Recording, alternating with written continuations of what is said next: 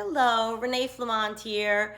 And to take off from our last video, trauma bonding, this leads us right into cognitive dissonance. And here's another one that took me forever to understand.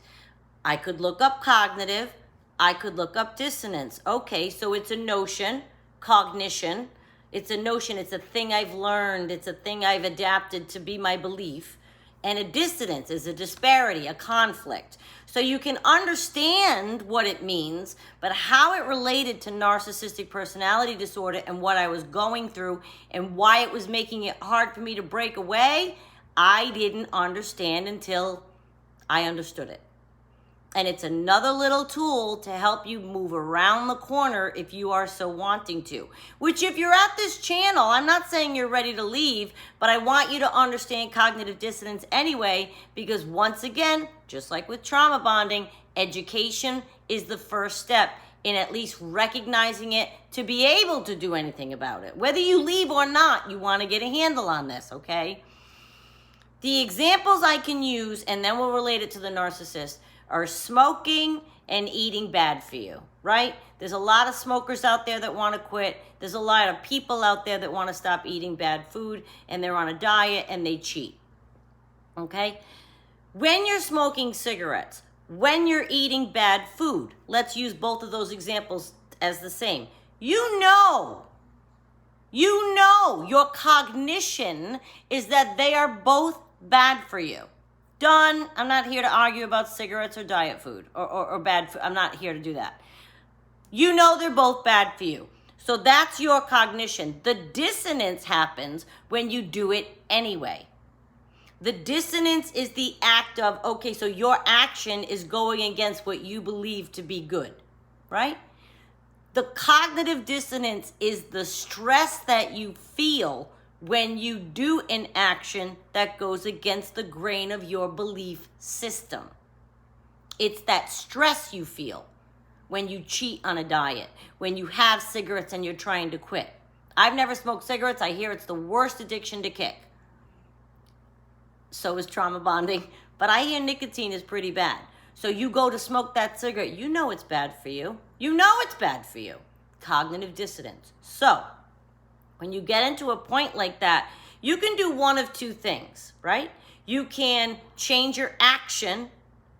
Don't have the cigarette. Don't eat the cupcake. And now your actions of knowing neither one of those two things were good for you line up with your actions of believing it that neither one line up with your actions. You're going to refrain from either. I'm just using both in this example because we can all relate to one of those, right? So now you're not going to have either. Boom. You don't smoke cigarettes anymore. You're not eating the cupcake. No more cognitive dissonance. The other thing you can do, which is what we do in narcissistic personality disordered relationships, is we change our belief. That research on smoking, my mother smoked in the 60s when I was pregnant and I'm fine. My grandmother lived till 93 smoking cigarettes, and she's fine. Oh, you only live once. Let me just eat the cupcake, and then you feel dread afterwards. Of course you're going to, because you didn't really change your belief. You said and did things to convince yourself, to make yourself okay with accepting the bad, which is where the relationship comes in. They're behaving in a way that you know is bad. You are absolutely not at peace with the way that they are treating you, but you choose to stay. That dissonance, that disparity between what you believe you know in your bones, this is bad, but you stay. That causes cognitive dissonance, okay? And you know, the person, his name was Leon Festinger, and it was in 1957. And he says, the stronger the discrepancy between thoughts, the greater the motivation to reduce it. So our desire inward, innately, is we want to close that dissonance. So we scramble with the narcissist, don't we? Looking for every excuse, every opportunity we can to accept and understand their ill behavior. It doesn't work out. So there are a few things we do to reduce the discomfort that we get from the dissonance. That's the stress. We change our behavior. We change one of the thoughts we're having. We add other thoughts to justify or reduce the importance of one thought and therefore diminish the inconsistency, or we trivialize the inconsistency altogether. Now, if you break all that down, that speaks highly to what we do in the narcissist's world. We change our behavior so that it's consistent with the other thought. Well, sure we do. Our other thought is that it's bad. We could change our behavior and not be with them anymore. If you know their behavior is bad and you change your behavior where you don't remain and you leave, suddenly that's why people feel so free once they've left a relationship that isn't good, that they know isn't good for them, that you know isn't good for them. They leave. Well, their behavior rectified the situation. Our behavior of leaving. Now, if you want to restore consistency and you don't want to leave, that's when you're going to start to change your own thought about what's bad and what isn't. And that's when you can lose your sense of self. It's very much connected to the trauma bond, isn't it? We lose our sense of self when we're trauma bonded. The cognitive dissonance almost goes hand in hand. You're watching them behave in a way that you know isn't proper, yet you're remaining, and you can't even put your finger on why you can't leave. And when we add other thoughts that justify or reduce the importance of one thought, that's trying to reduce the thought that you know it's bad. Diminishing the inconsistency, allowing you to stay. Well, he didn't mean it, or maybe he really didn't do it. Maybe I'm paranoid. Maybe I didn't see what I thought I saw. Maybe I didn't read what I thought I read. You're changing or adding other thoughts to justify. Pardon me. When you trivialize it all together, that's when I was saying how you would say, well, my mother smoked in the 60s with me and I'm fine. You're trivializing. You know it's bad for you. When it comes to the narcissistic relationship, they have the power over you that they are also going to try to help you change your mind and keep you in that state so that you don't leave them. If they're not ready to have you leave, they might discard you. But that stress you feel going against the grain of yourself in the relationship, that's cognitive dissonance. Your notion is that you know it's not proper to devalue someone. Your notions just learning being alive in life, I don't know what this hair's doing, being alive just in life, you know that it's not proper to cheat on someone that you're telling you love. Your notion in life is knowing that it's not proper to be screamed at or ignored, but you remain. And you remain steadfast in your devotion. And you remain open to having discussions with this person. And you remain hopeful in rectifying the situation, or that they're going to come out with something that explains their ill behavior to you. The thing that would break the dissonance is if you left. I'm not telling anyone to leave, I don't. But that is the time that your belief system would line up with your actions within you, and you get back to yourself. You close the gap. Their behavior is ill. I don't like this behavior. You can either stay and figure that out, or you can leave. Leaving closed the dissonance right away because there's no more dissonance. Your actions reflected your notion that this is bad. I don't want to be around bad. I'm out of here. And when you have yourself so wrapped up in the trauma bond, so wrapped up, you've lost your sense of self, it feels like you're treading water, just trying to get through one fight before another fight before another fight. You still haven't processed the last 3 previous fights, and here's a new one. You're exhausted, you're spent, you're resigning yourself to the fact that I'm just going to go to my room. I don't want to talk about it right now. and it gives you this false sense of peace.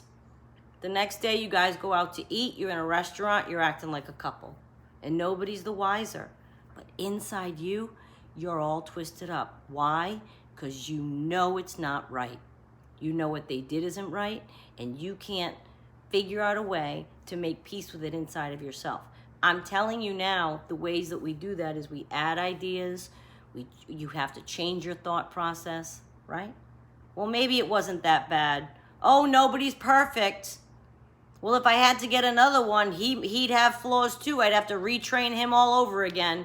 I might as well deal with this one. At least I know what I'm getting. These are all things that we've all said at different points to allow us to remain in a relationship with someone who's mistreating us. And that is what we will continue to do until we stop and say, wait a minute. The dissonance started to bother me so much because I felt hypocritical to myself.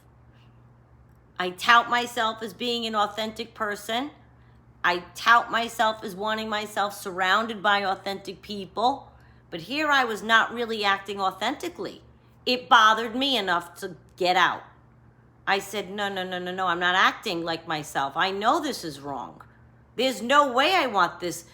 It was unsettling. I wasn't at peace. And every day you're on those eggshells and you're waiting for something to explode because you know your cognition is that it will blow up. Something's going to explode.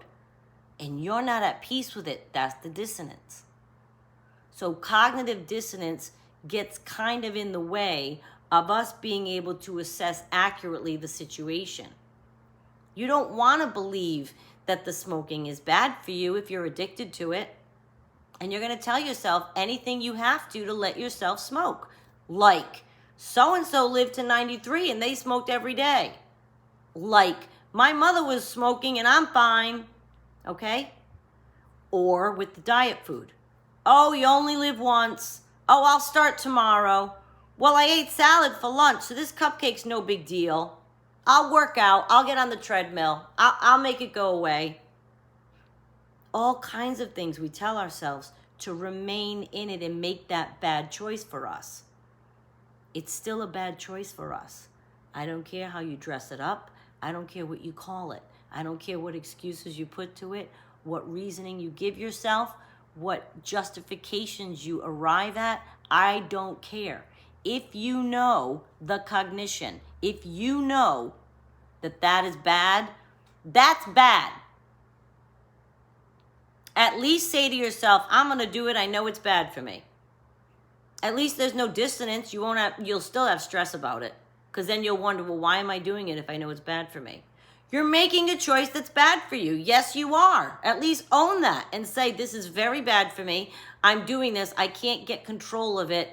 Where should I go to learn to control this? The first place you can go is to learn about this cognitive dissonance and recognize that the non-peace that you feel, the unsettled feeling that you feel, is because you are going against the grain of your belief system. And having it be more in line with what you do can bring you a sense of peace. I've known many people to quit smoking. It's not easy. And I've seen people quit cold turkey. I've seen them do hypnotherapy. I've seen them do all kinds of things. But they all feel better once they tackle it. They all feel better. I don't really know very many people who, except my mother, she'll say, I'd light up right now. She knows it's bad for her. She misses it. She hasn't smoked for decades. And when somebody lights up, my mother's sniffing. She's hilarious. I said, are you nuts? Oh, I would smoke up right now if I knew it wasn't bad for me. I loved it. That's what she'll say. So once you break away, you do have a peace. She knows it's good for her. She's not going to go back. But when you're in it and you're making those decisions, it's very natural to sell it to yourself and to tell yourself anything that it takes for you to hear to remain in the relationship with a narcissist. That's very natural. That's part of the process, the justification. But don't fool yourself anymore. Accept the truth of it as being bad. That's the first step to breaking away or out of that power control. Even if you don't break away, I want you to get your power back. No, it's bad for you. Don't convince yourself otherwise. So you're staying anyway. All right. So you're staying. But don't convince yourself, ooh, but it's not that bad. Yes, it is. Every single thing the narcissist does to you is bad. From love bombing straight through to the end. Because it's all manipulation. It's all about power and control. And the thing is, the longer you try to justify it, that's when you lose your sense of self. At least I want you sitting in yourself knowing, okay, this is awful. I seem to be stuck in it. Okay, get a handle on why. That's where I was for a bit. I knew it was stinky. I knew it was horrible. I knew I was going against the grain of myself. That was the first thing I started to feel, to be able to dissect and then ultimately accept the real truth of it, which is I can't handle this anymore. I can't live this way anymore. I wanted to mention this, you guys. It's very closely related to trauma bonding. It's another thing that happens to us that keeps a hold on us. So I wanted to educate you and give you a heads up on that. Thank you so much for watching. Please go ahead and hit sub, like, and share, and I'll see you next time.